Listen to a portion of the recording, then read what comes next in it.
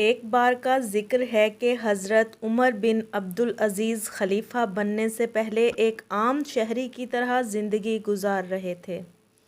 وہ نہایت دیانتدار، سچے اور نیک دل انسان تھے۔ ایک دن وہ بازار سے گزر رہے تھے کہ ایک دکاندار نے انہیں پہچانے بغیر دھوکہ دینے کی کوشش کی۔ اس نے خراب قسم کی کھجوریں اچھی کھجوروں میں ملا کر بیچنی چاہییں۔ حضرت عمر نے غور سے دیکھا اور کہا کہ بھائی، یہ تجارت اللہ کو پسند نہیں، یہ کھجوریں ملاوٹ شدہ ہیں۔ دکاندار شرمندہ ہو گیا اور پوچھا، آپ کون ہیں؟ حضرت عمر نے مسکرا کر کہا کہ میں ایک مسلمان ہوں، اور مسلمان کبھی جھوٹ اور دھوکہ نہیں دیتا۔